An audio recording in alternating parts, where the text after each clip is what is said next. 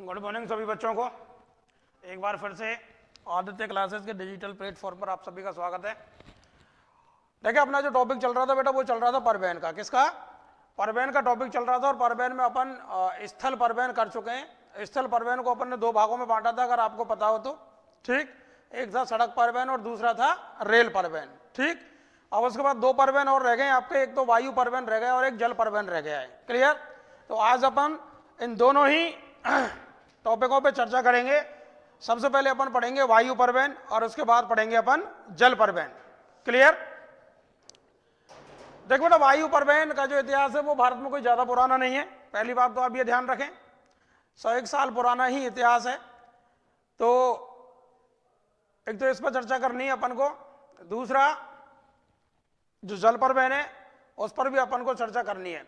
मित्रों, मैंने आपको कुछ फैक्ट्स लिखाए थे जब अपन परिवहन की बात कर रहे थे, है ना, कि किस माध्यम के द्वारा परिवहन सर्वाधिक होता है या किस माध्यम के द्वारा कितना परिवहन होता है। ये मैंने आपको फैक्ट्स कराए थे। एक बार उस पर दोबारा से नजर डाल लेते हैं थोड़ा सा, जिससे कि आपकी स्मृति में पुनः वापस ये आंकड़े फिट हो जाएं। परिवहन के माध्यम अपन ने कितने पढ़े थे बेटा? 3। कितने पढ़े थे? 3 पढ़े थे। एक तो था आपका स्थल परिवहन।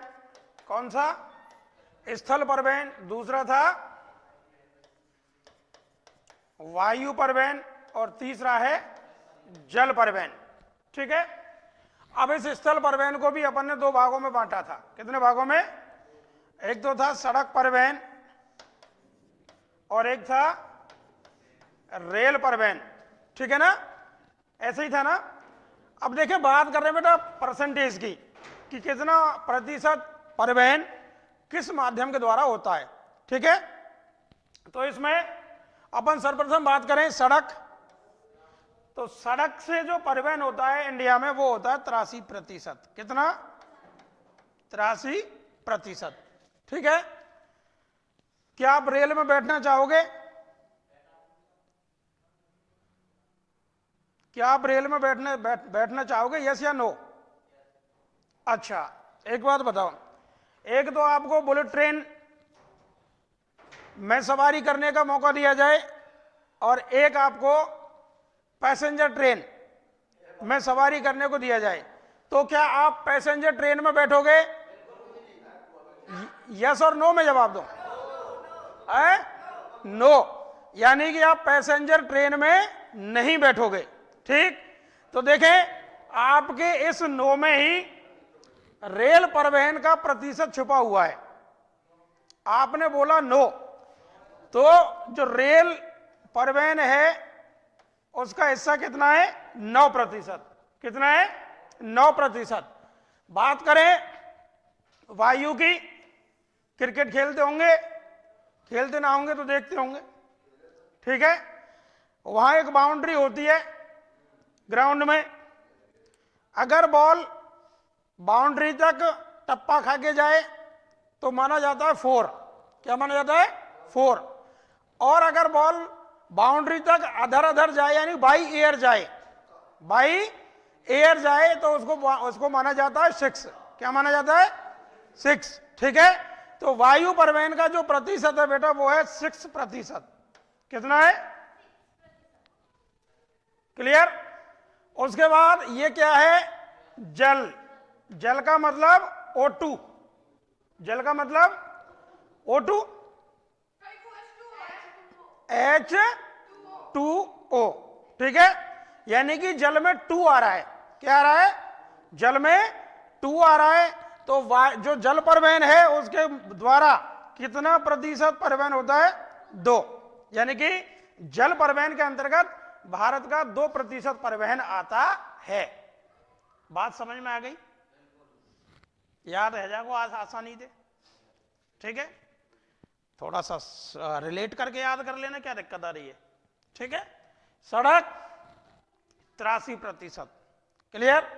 रेल में, पैसेंजर ट्रेन में ना बैठना, यानी कि नो, बैठना ही नहीं है, तो 9%।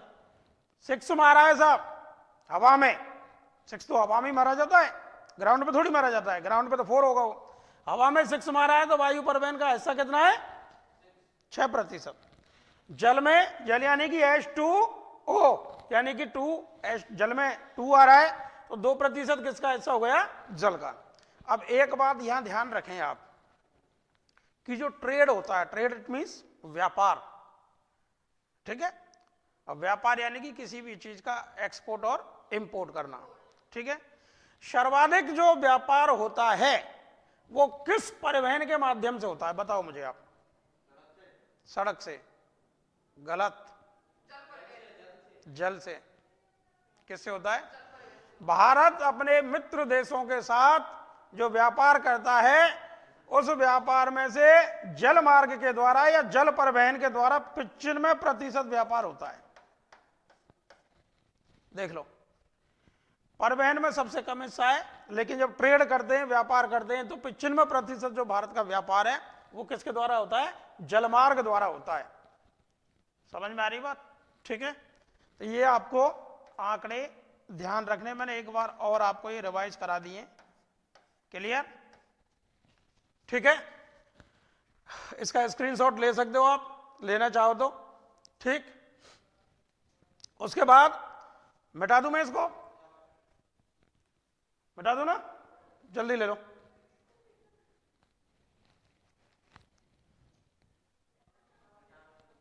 ओके,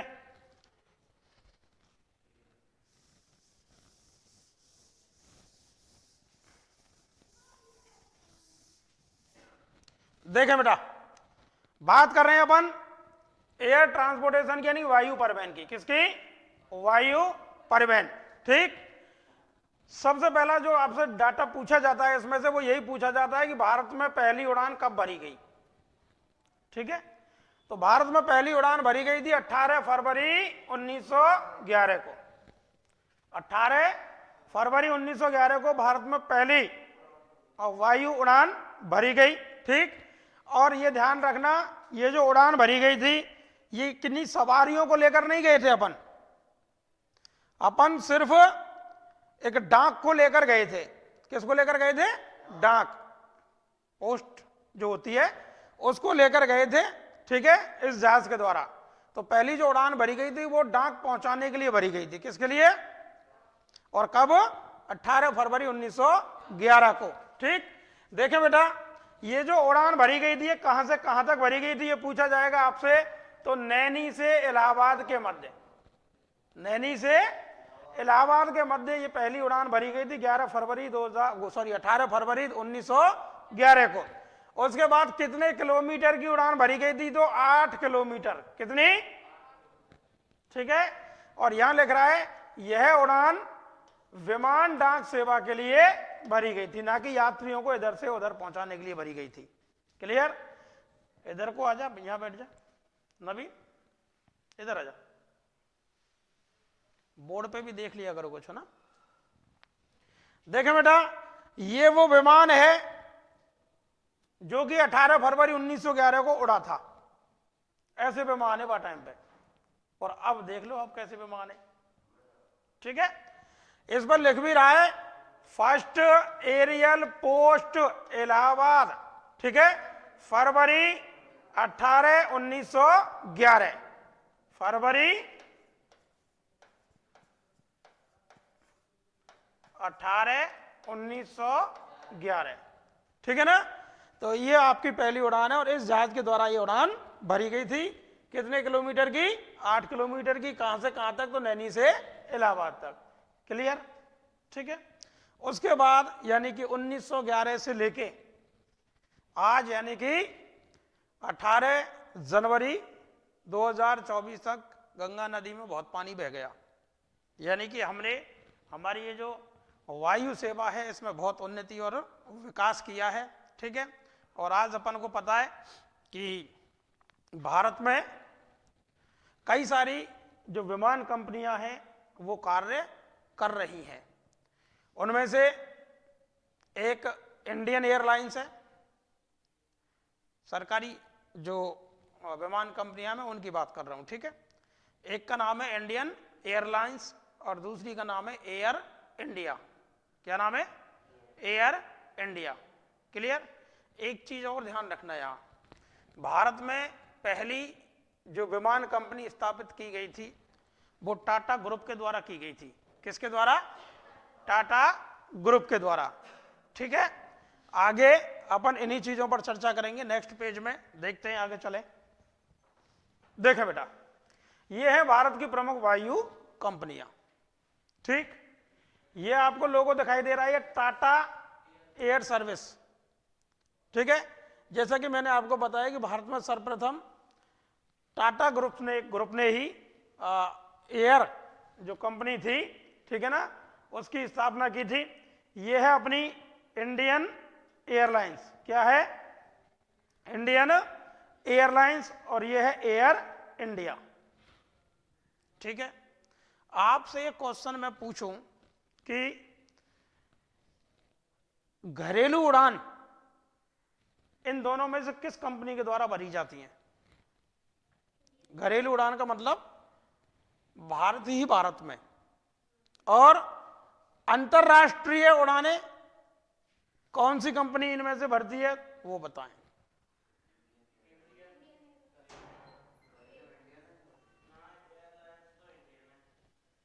एयरलाइंस इंडियन है। कहां एयरलाइंस?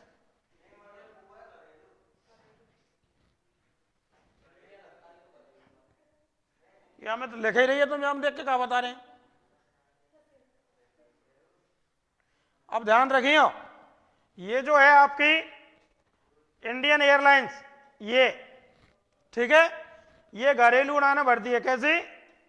घरेलू, यानी कि भारत के लोगों को एक राज्य से दूसरे राज्य तक पहुंचाती है। ठीक है, ये कभी अंतर्राष्ट्रीय उड़ानें नहीं भरती। ज्यादा से ज्यादा ये नेपाल और भूटान तक लेके जा सकती है, इतना जरूर है। ठीक है, दूसरा, विदेशों तक जो यात्रियों को लेकर जाती है उसका नाम है एयर इंडिया। ये अंतर्राष्ट्रीय उड़ान भरती है। ठीक है,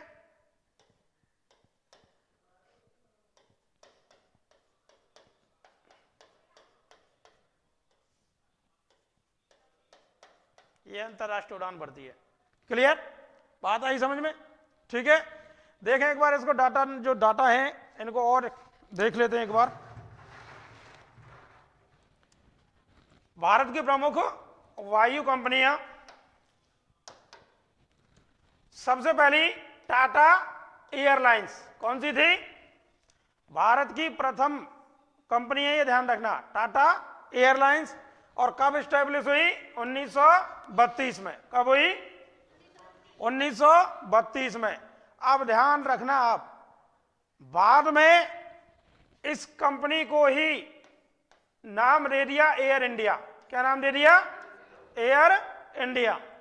तो एयर इंडिया की जो स्थापना है वो कब हुई है? 1946 में। कब हुई है? 1946 में। क्लियर? अब बात करें कि यह भारत से अंतरराष्ट्रीय उड़ान बढ़ती है। कौन? Air India. ठीक है, उसके बाद एयर इंडिया घाटे में चली गई तथा 27 जनवरी 2022 को टाटा ग्रुप ने इसे 18,000 करोड़ रुपए में खरीद लिया। जिस ग्रुप से यह कंपनी सरकार के पास गई थी, उसी ग्रुप ने दोबारा से 2022 में इसे गवर्नमेंट से खरीद लिया है, यानी कि उसी के पास पहुंच गई। अभी समझ में आ रही है कुछ? ठीक, और वास्तव में ही जो अपनी एयर कंपनियां हैं वो घाटे में चल रही हैं, इसमें कोई दोहराया नहीं है। ठीक है, इसका कारण ये है कि एक तो इनका जो किराया है वो बहुत ज्यादा महंगा होता है, तो हर व्यक्ति इनमें सफर नहीं कर सकता। ठीक है, दूसरा, इनका यूज हम एक्सपोर्ट इंपोर्ट यानी सामान के एक्सपोर्ट और इंपोर्ट में नहीं कर सकते। क्यों? क्योंकि अगर सामान का इंपोर्ट और एक्सपोर्ट करना पड़े तो बहुत महंगा होगा, और दूसरा उसकी क्वांटिटी कैसी होगी? कम। बहुत कम मात्रा में सामान लेके आ सकते हैं अपन इनसे, बताओ है? ठीक है ना, तो इसीलिए ये जो कंपनियां हैं घाटे में चल रही हैं। समझ में आ गई बात? ठीक है, विजय माल्या की एक कंपनी थी, आपको पता है, किंगफिशर एयर कंपनी थी। वो तबाह हो गई बिल्कुल, ठीक है। और उसी वजह से तुम्हें पता होगा कि उस पर कर्ज था और वो उस कर्ज की वजह से यहां से भाग गया विजय माल्या। पता है कि नहीं पता? नहीं पता, ठीक है, कोई बात नहीं है। आईपीएल में एक क्रिकेट टीम खेलती है, उसका नाम है ये बेंगलुरु वाली जो आईपीएल क्रिकेट टीम है, ठीक है, वो उसका मालिकाना हक इस विजय माल्या के पास ही था, अगर आपको पता हो तो। बाद में जब ये भाग गया, भागने के बाद उस टीम को भी बैन कर दिया गया, फिर कुछ सालों बाद उसको दोबारा से रिटेन किया गया था, ठीक है। तो देखें, एयर इंडिया स्थापना 1946 में, यह भारत से अंतर्राष्ट्रीय उड़ान भरती है। सबसे इंपॉर्टेंट फैक्ट ये है, ध्यान रखना इस चीज को, ठीक है। एयर इंडिया घाटे में चली गई, इसलिए 27 जनवरी 2022 को टाटा ग्रुप ने इसे 18,000 करोड़ रुपए में खरीद लिया, ठीक है। उसके बाद तीसरी जो कंपनी है उसकी बात करते हैं, उसका नाम है इंडियन एयरलाइंस। क्या नाम है? Indian airlines. स्थापना, ये कहां दबक गया, इसको देखेंगे एक बार, ठीक है। मेरे हिसाब से 1955 है ये, ठीक है, फिर भी एक बार कंफर्म कर लेना इसको। तो देखें बेटा, इंडियन एयरलाइंस स्थापना 1955, और यह क्या करती है? घरेलू उड़ान भरती है। सबसे इंपॉर्टेंट क्वेश्चन इस पे यही बनेंगे बेटा दोनों पे, कि घरेलू उड़ान कौन सी कंपनी भरती है और अंतरराष्ट्रीय उड़ान कौन सी कंपनी भरती है। क्लियर? ठीक है। दूसरा, एयर इंडिया को किस ग्रुप ने खरीद लिया? तो टाटा ग्रुप ने। और कब खरीदा? तो 27 जनवरी 2022 को। हाँ जी, ठीक है, क्लियर। दूसरा, अगर आपसे लोगो पूछा जाए, यह भी ध्यान रखना, आपसे लोगो पूछा जा सकता है। 53 है, आपसे इसका लोगो पूछा जा सकता है, 1953 कर लेना इसको, ठीक है। तो ये ध्यान रखना, ये जो है अशोक चक्र सो दिख रहा हो ना, आधो अशोक चक्र सो, ये तो है इंडियन एयरलाइंस का। किसका? और यहां पे आप देख रहे हो एक आदमी क्या कर रहा है? तीर चला रहा है, ठीक है ना। ये एयर इंडिया का लोगो है, ये नया लोगो है, ध्यान रखना। जब टाटा ग्रुप ने इसको खरीद लिया था, ये उसने चेंज किया लोगो, उससे पहले लोगो अलग था, ठीक है, क्लियर। तो 3 प्रमुख एयर कंपनियां हैं इंडिया की, वो आपको मैंने बता दी। एक टाटा एयरलाइन, जिसकी स्थापना 1932 में हुई, बाद में इसी टाटा एयरलाइंस का नाम एयर इंडिया रख दिया, 1946 में इसकी स्थापना हुई। अंतरराष्ट्रीय उड़ान एयर इंडिया भरता है, घाटे में चली गई, तो 27 जनवरी 2022 को टाटा ग्रुप ने इसे वापस खरीद लिया। उसके बाद है तीसरी इंडियन एयरलाइंस, स्थापना 1953 में, और यह घरेलू उड़ान भरती है। ये सारे इसके तीनों के लोगो हैं। देखें बेटा, अब बात कर लेते हैं अपन प्रमुख हवाई अड्डों की। और ये अंतरराष्ट्रीय हवाई अड्डे, ध्यान रखना कैसे हैं? अंतरराष्ट्रीय हवाई अड्डे, वैसे अड्डे की बात नहीं करेंगे अपन, ठीक है। देखें, सबसे पहले शेख अल आलम, कौन सा है? शेख अल आलम हवाई अड्डा, और कहां पर है? श्रीनगर। कहां पर है भाई? श्रीनगर में मुस्लिम रहते हैं, मुस्लिम बहुतायत में है, ठीक है, ठीक। तो जो मुस्लिम नाम वाला जो हवाई अड्डा है, अंतरराष्ट्रीय हवाई अड्डा, वो सीधी सी बात है कि किसी मुस्लिम इलाके में होगा, और मुस्लिम इलाका कौन सा है? वो श्रीनगर का। तो इसको अपन सीधे सीधे यहां पर कर लेते हैं, ठीक है। ये सब श्रीनगर में स्थित है, शेख अल आलम हवाई अड्डा। अंतरराष्ट्रीय हवाई अड्डों की बात कर रहा हूं, बार बार आपसे कह रहा हूं मैं, ये ध्यान रखना, ठीक है। उसके बाद है दूसरा, गुरु रामदास हवाई अड्डा, ठीक है ना। गुरुवाणी, गुरुवाणी किस धर्म में चलती है? गुरुवाणी पंजाब धर्म है, पंजाबी धर्म ना भाई, सिख धर्म है। और सिख कहां रहते हैं हमारे इंडिया में सर्वाधिक? कौन से राज्य में? ठीक है ना।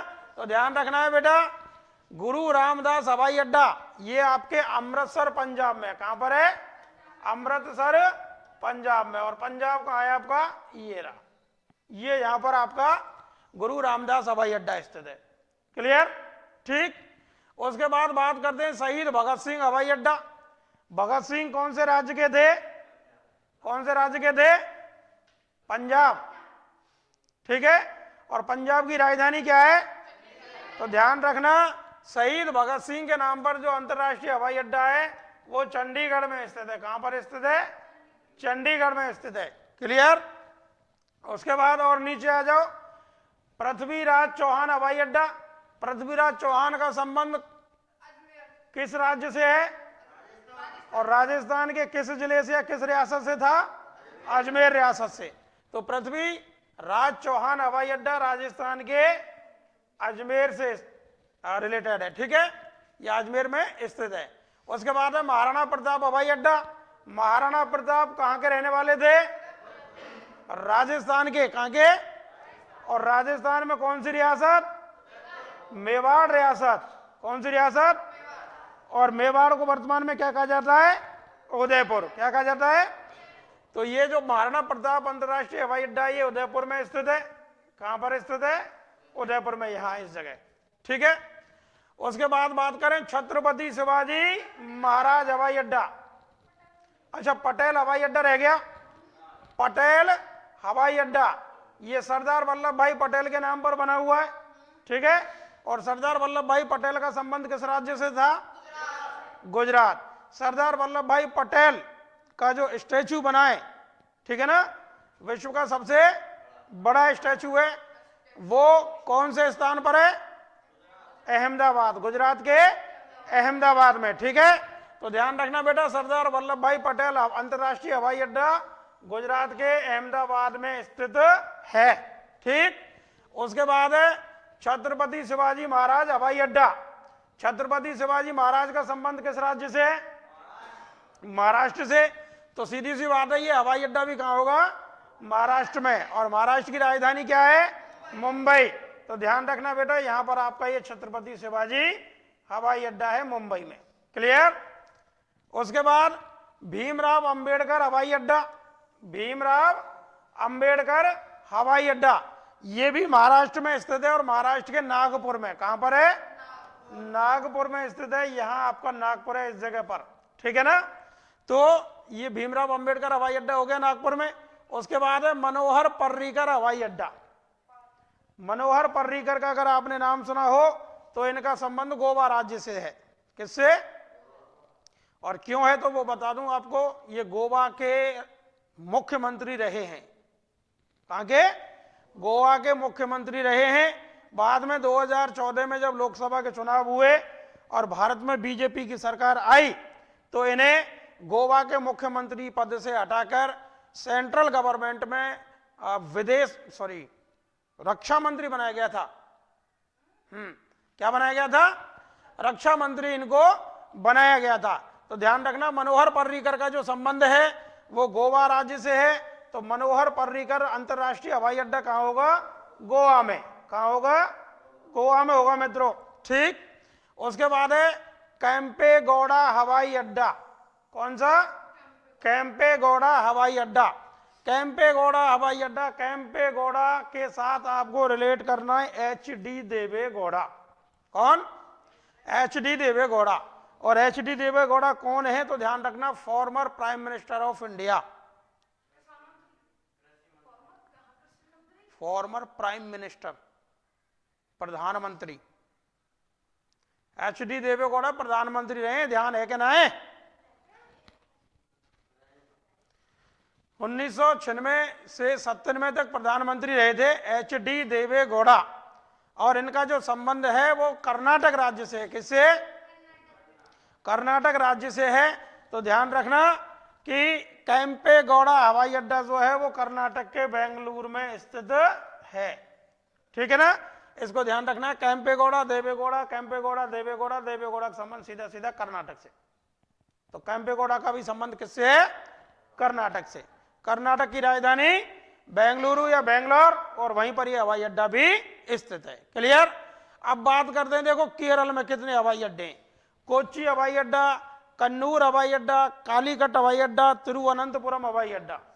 ठीक है ना, तो कोच्चि, कन्नूर, कालीकट और तिरुवनंतपुरम हवाई अड्डा ये सारे के सारे कहां पर हैं? केरल में स्थित हैं। कहां है? कोच्चि, कन्नूर, कालीकट और तिरुवनंतपुरम, 4 अंतर्राष्ट्रीय हवाई अड्डे जो कि आपके केरल में स्थित है। बुर्का वाले हो, नमस्कार।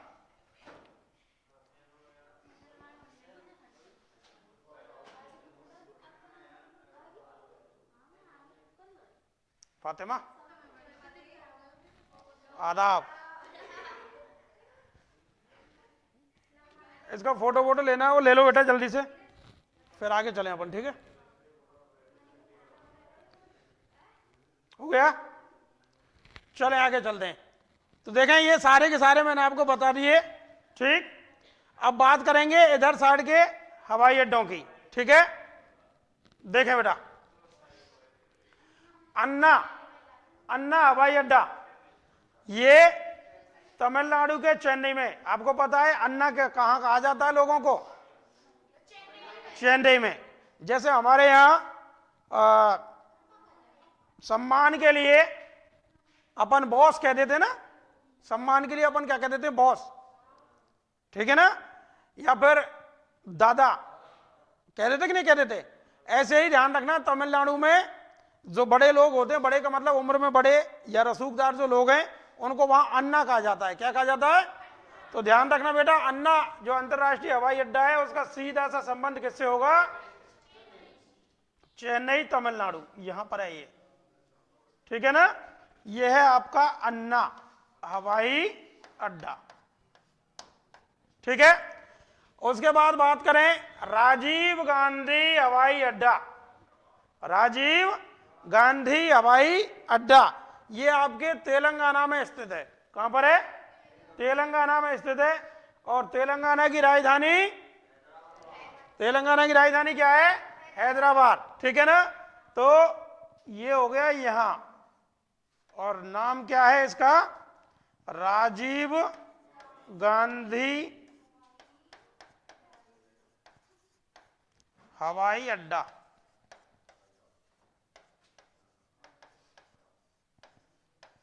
क्लियर? उसके बाद बात करें बीजू पटनायक, बीजू पटनायक हवाई अड्डा कहां पर है? भुवनेश्वर। और भुवनेश्वर किस राज्य की राजधानी है? उड़ीसा। बीजू पटनायक का संबंध किस राज्य से है? क्यों बताओ? बीजू पटनायक उड़ीसा से क्यों? बीजू पटनायक नवीन पटनायक के पिताजी का नाम है। किसके? नवीन पटनायक के पिताजी का नाम है। और नवीन पटनायक जी जो हैं वो पिछले 4-5 बार से उड़ीसा के मुख्यमंत्री हैं। कम से कम 20 साल से ज्यादा हो गई। वहां पर बीजू पटनायक, वो सॉरी नवीन पटनायक की जो बीजेपी पार्टी है, उसके अलावा कोई दूसरी पार्टी सरकार में आती ही नहीं है, कभी नहीं आती। वहां के लोग उस पार्टी को, उस व्यक्ति को पसंद करते भी, नवीन पटनायक को, तो दूसरों को वोट नहीं देते वो। हाँ वही चल रहा है, ठीक है ना? ध्यान रखना। तो बीजू पटनायक जो हैं वो नवीन पटनायक के पिताजी हैं। और नवीन पटनायक वर्तमान में उड़ीसा के मुख्यमंत्री हैं और उड़ीसा की राजधानी है भुवनेश्वर। तो मित्रों ध्यान रखना, यहां पर एक अड्डा है जिसका नाम है बीजू पटनायक हवाई अड्डा। बीजू पटनायक,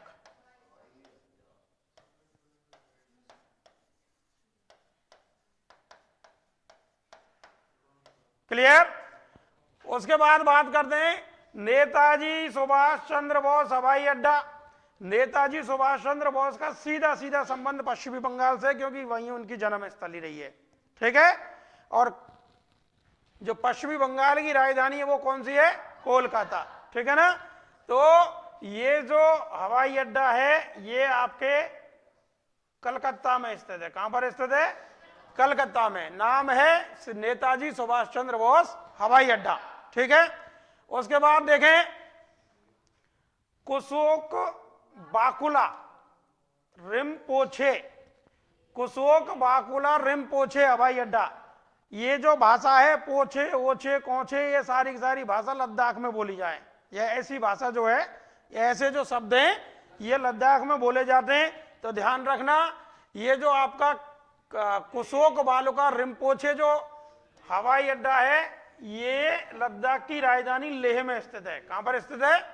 लद्दाख की राजधानी लेह में। क्लियर? आगे देखें, एक है ये अंग्रेजी नाम है जॉली ग्रांट हवाई अड्डा। कौन सा? जॉली ग्रांट हवाई अड्डा। ठीक है ना? ये देहरादून में स्थित है। कहां? देहरादून। और देहरादून आपको पता है उत्तराखंड की राजधानी है। ठीक है ना? तो देखें बेटा ये कहां पर होगा? ये होगा यहां पर।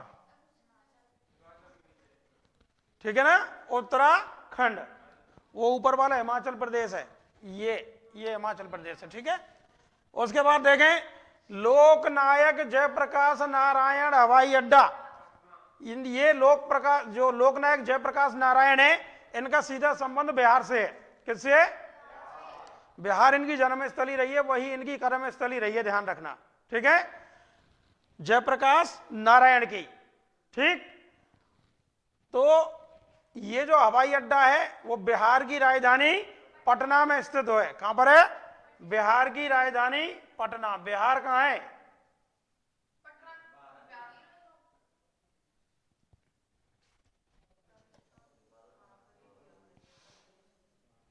ठीक है? यहां पर ये लोकनायक जयप्रकाश नारायण हवाई अड्डा स्थित है। ठीक है? आगे चलें, बिरसा मुंडा हवाई अड्डा। बिरसा मुंडा, ये जो मुंडा जनजाति है ये ध्यान रखना झारखंड में रहती है। कहां रहती है? और झारखंड की राजधानी है रांची। क्या है? रांची। तो ये जो बिरसा मुंडा अंतरराष्ट्रीय हवाई अड्डा है ये रांची में स्थित है। और रांची कहां है? झारखंड में। ठीक है ना? क्लियर? उसके बाद बात करते हैं विवेकानंद हवाई अड्डा। विवेकानंद हवाई अड्डा ये रायपुर में। और रायपुर कहां की राजधानी है? कहां की? Very good. तो विवेकानंद अंतरराष्ट्रीय हवाई अड्डा ये आपका छत्तीसगढ़ आ गया और यहां रायपुर स्थित है। तो रायपुर में आपका विवेकानंद हवाई अड्डा स्थित है। उसके बाद बात करते हैं देवी अहिल्याबाई हवाई अड्डा। ठीक है? अहिल्याबाई का संबंध मध्य प्रदेश से बेटा। किससे? मध्य प्रदेश से। और मध्य प्रदेश में एक शहर है इंदौर। कौन सा? इंदौर। ठीक है? पेन चेंज कर लेता हूं। तो ये जो हवाई अड्डा है ये हो जाएगा कहां? इंदौर मध्य प्रदेश में। कहां पर हो जाएगा? इंदौर मध्य प्रदेश में। नाम है देवी अहिल्याबाई हवाई अड्डा। उसके बाद है राजा भोज हवाई अड्डा। कौन सा? राजा भोज हवाई अड्डा। ध्यान रखना ये जो भोज वंश था, ठीक है ना, इसका संबंध भारत में मध्य प्रदेश से ज्यादा रहा है। क्लियर? ठीक? तो ये जो राजा भोज हवाई अड्डा है ये मध्य प्रदेश की राजधानी भोपाल में स्थित है। कहां स्थित है? भोपाल में स्थित है। नाम है राजा भोज अंतरराष्ट्रीय हवाई अड्डा। उसके बाद है इंदिरा गांधी हवाई अड्डा। कौन सा? यहाँ की तो तुम्हें सब ने पता ही, दिल्ली में। कहां पर है? तो ये रही आपकी दिल्ली, यहां पर स्थित है इंदिरा गांधी हवाई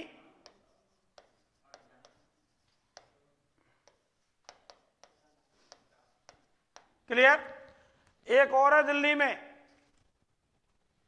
अगर ध्यान हो तो, है राधिका। बन रहो ना, बनोना है ना, बन जान दबा पहले। हाँ यार जबरदस्ती अभी प्रोसेस चल रही है। भाई तो पहले कह रही साहब बहू मेरी है, तेरी कहां देखी है भाई? अभी तो मुंह वैसे ही चल रही, देखा देखी। अभी सगाई फगाई होगी, कहूँ वो ब्याह फ्याह करेंगे, जब बात करियो। बाय ना देख तो दिखे वो चैनल है ना एक कमल जाविया को, रेवन है, मरोना है भाई, है कोसी को है। बहुत अच्छी बात है, कॉमेडी अच्छी करता है। बाकी एक वीडियो है सही अभी बनाई है, ज्यादा नहीं पुरानी नहीं है। एक लड़की अलावा वो शादी कर गए, ठीक है। अब वह की जो पत्नी है वो ये कहती है कि तो पक्का सबूत है कि मैं तेरी पत्नी हूं। भाई सबूत कैसे ना है, ब्याह करके लाया हूं फेरा पार के। अरे पान की कोई सबूत थोड़ी है। अब ये सारी चीजें ऑनलाइन है रही हैं, गवर्नमेंट की नजर में हमें होने चाहिए भाई पति पत्नी, नहीं तो कोई छुड़ा ले जाओ। समझ में आ रही बात? वन के फिर कैसे करें, वन कैसे क्या करें, चलिए मित्र वाले के पास चल लें, वही मित्र वाले पर रजिस्ट्रेशन करा के आएंगे। वन चल तो चल ठीक है। अब रास्ता में मिल गई एक नवीन मिलाऊ, तू लेके जा रहा हो अपनी पत्नी है। अब नवीन ने कही कहा है भाई कौन ले जा रहा हो, कहाँ ले जा रहा है? अब तू दिखना रही कि मेरी पत्नी है। और तेरी पत्नी कहाँ से आई, तेने कब ब्याह कर लियो, तेरे बापन की पत्नी हुई, वहां यूं कही। उसने ये कहा बंदे ना मेरी पत्नी है, कैसी बात कर रहा हो तू, बहुत देर रह गई, बड़ी मुश्किल से वो मानो। तो फिर बाकी जो पत्नी मान के देख ले, मैं कह रहा नहीं तो थे ऐसे कोई माने कोई ना, मैं तेरी पत्नी हूं, तू रजिस्ट्रेशन करा के चल। अब वहां पहुंच गए साहब, अब वहां बैठो ई मित्र वालो झूठा राम, वह को नाम है झूठा राम। हाँ अब बात कह रहा हूँ, हाँ भाई ऐसा कर रजिस्ट्रेशन कर दे। और काई को भाई, अरे कोई शादी.com कौन सी हुआ पापा, रजिस्ट्रेशन कर तू फटाफट भाई, मेरी पत्नी ना मान रहे लोग, वाकई मेरी पत्नी है। मान के तेरी पत्नी है ही कहाँ है, वो नहीं कह रही, ठीक है बन्ना ना मेरी पत्नी है, तू रजिस्ट्रेशन करे को। अब उनमें आपस में बाज गई तो मान के देख मोह तो पंगा मत ले, मित्र वालों करो तू झूठा राम है का, मोह तो पंगा मत ले, भारी पड़ेगा, ए तेरे कान मार देंगे, भारी पड़ेगा ना, एक से आदमी बहुत भारी पड़ेगा तू। बहन मैं फिर कह रहा हूँ बहुत पछतावेगा और जीवन भर पछतावेगा। बहन तू रजिस्ट्रेशन कर रहा हो ना कर रहा हो, कभी पिटे। बहन ठीक है, बहन के पता है को नाम बता, बहन या को नाम सुरेखा, ठीक है। अब्बू तो बातें लड़ पे लग रहा, और बहन ने लिख दिया वहां सुरेखा वाइफ ऑफ झूठा राम। अब रेडी कर दियो, रजिस्ट्रेशन है वो, ठीक। अब वहां ने कही हाँ भाई देख ले, चेक कर ले एक बार, मानो प्रिंट आउट निकाल के दे दियो, चेक कर ले। अब्बू कमल जाविया की जो पत्नी है का है उबा ले लिया, मान देखा मुख देखा, तू न जाने कम जाने तू, वन देखो सब देखो डाटा बन, ठीक है। नीचे आके देखो मन वाइफ ऑफ झूठा राम, देख ले कर दियो, मैं तो पहले ही कह रहा हूँ या तो मत लड़े तू। वन कहा कह रही है तू तो अपना बेला देखे तू, बहाना पड़ी नीचे नीचे वाइफ ऑफ झूठा राम। तो कुल मिला के बहाने वह झूठा राम ने वह की पत्नी वहीं धर ली। तो भाई रुक जा, अब अड्डे बनन दे, ठीक है, एस्टेब्लिश होने दे, जब पढ़ेंगे भाई पहले दे ही, ठीक है, ऐसा नहीं है। देखे बेटा मैं ये कह रहा हूं कि इंदिरा गांधी हवाई अड्डे के साथ साथ दिल्ली में एक और अंतर्राष्ट्रीय हवाई अड्डा, और उसका नाम है पालम हवाई अड्डा। क्या नाम है? पालम हवाई अड्डा।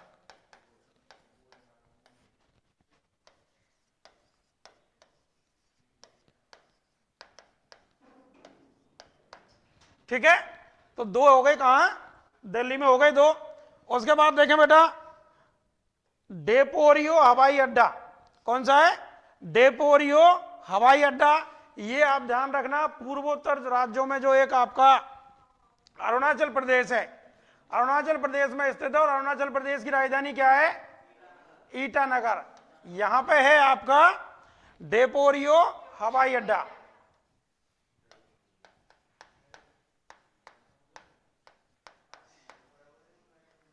डेपोरियो हवाई अड्डा, ठीक है ना, ये ध्यान रखना, डेपोरियो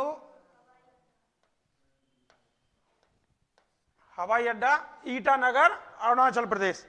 उसके बाद बात कर लेते हैं गोपीनाथ बारदोलई हवाई अड्डा। गोपीनाथ बारदोलई हवाई अड्डा ये गुवाहाटी में, और गुवाहाटी कहां है? असम में। कहां पर है? तो यहां पर स्थित है भैया, ये नाम है, अरे इसका गोपीनाथ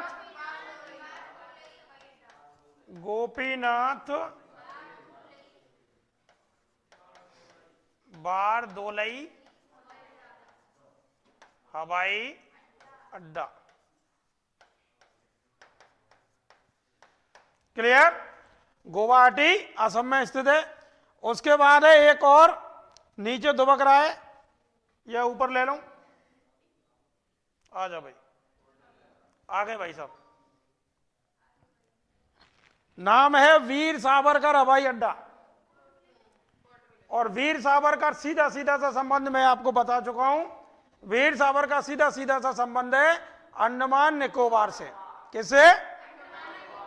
ठीक, क्योंकि वहां पर उन्हें काले पानी की सजा दी गई थी वीर सावरकर जी को। वो अंडमान निकोबार की जो जेल थी, कौन सी? सेलुलर, ठीक है ना, उसमें रहे थे। तो अंडमान निकोबार का जो हवाई अड्डा है वो इस स्वतंत्रता सेनानी के नाम पर ही रख दिया है, और नाम है इस हवाई अड्डे का वीर सावरकर अंतर्राष्ट्रीय हवाई अड्डा। और कहां पर स्थित है? तो अंडमान निकोबार की राजधानी पोर्ट ब्लेयर में। कहां पर है? यहां पर है ना ये, ठीक है ना, यहीं पर स्थित है। लक्षद्वीप नहीं बेटा, अंडमान है ना, क्लियर, ठीक। तो ये आपके प्रमुख प्रमुख हवाई अड्डे थे, अंतर्राष्ट्रीय हवाई अड्डे।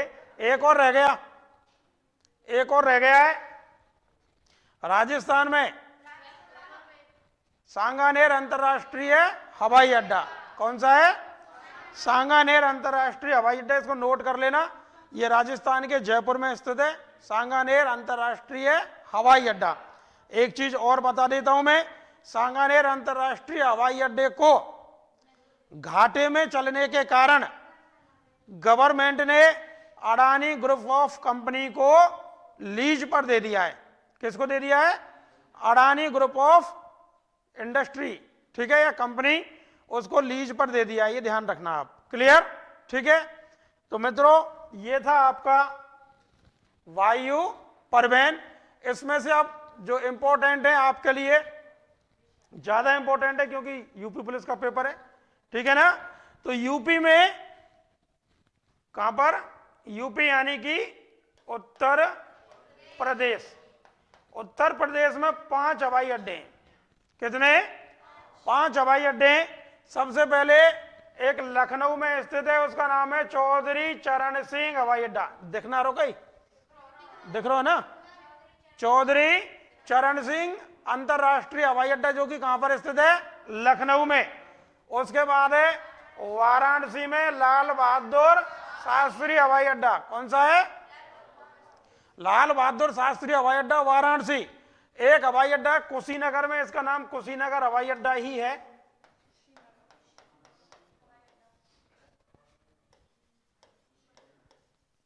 हवाई अड्डा, क्लियर। एक देखें बेटा, एक नोएडा में स्थित है। कहां पर स्थित है? नोएडा में, ठीक है। नोएडा ध्यान रखना उत्तर प्रदेश का जेवर है अपने आप में। हाँ, सर्वाधिक जो राजस्व प्राप्त होता है उत्तर प्रदेश का वो नोएडा से ही होता है। कहां से होता है? नोएडा से, ठीक है। तो नोएडा उत्तर प्रदेश का जेवर हो गया कि नहीं हो गया? हो गया ना। तो जेवर हवाई अड्डा जो है वो कहां पर है? नोएडा में। कहां पर है? नोएडा में, ठीक है। उसके बाद है बेटा अयोध्या। अयोध्या में जो हवाई अड्डा बनकर तैयार हुआ है, हाँ जी, ठीक है, अयोध्या में जो हवाई अड्डा बनकर तैयार हुआ है वो सीधा सीधा मर्यादा पुरुषोत्तम श्री राम के नाम पर है, और नाम भी इसका यही है, मर्यादा पुरुषोत्तम श्री राम हवाई अड्डा, क्लियर, ठीक है।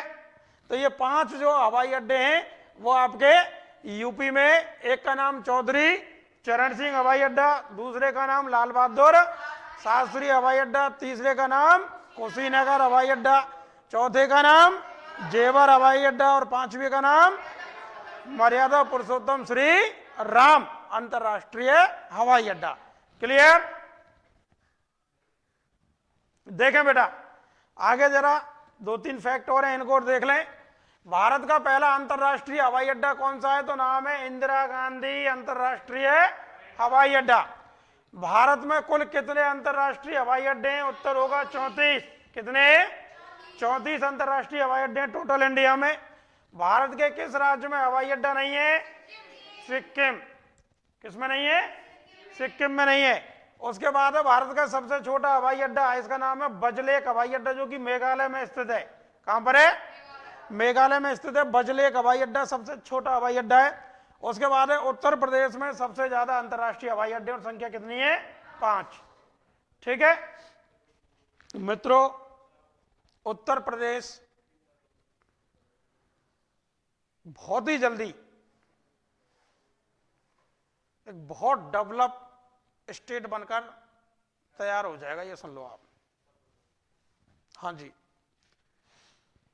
अब तक अपन बात करते थे महाराष्ट्र की, कर्नाटक की, गुजरात की, पंजाब की या हरियाणा की, ठीक है। लेकिन अब आने वाले ज्यादा समय नहीं है, आने वाले 10-5 सालों में ही उत्तर प्रदेश भारत का सबसे विकसित और सबसे अमीर राज्य होगा, ये निश्चित मान लेना आप। ठीक है, इसके पीछे आपको क्या कारण दिखाई पड़ रहा है? नहीं, वो व्यक्ति को छोड़ दो, व्यक्ति को छोड़ दो आप।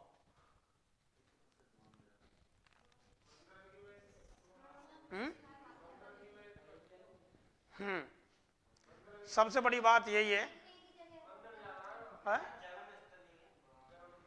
हाँ बिल्कुल सही कह रहे हो आप सभी, आप सभी का जवाब सही है।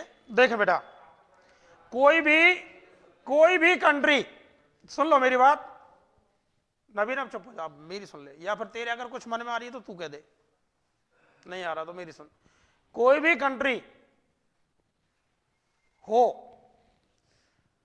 वो जब तक विकास नहीं कर पाएगी जब तक कि वो अपनी विरासतों को संभाल के नहीं रखेगी, ये ध्यान रखना।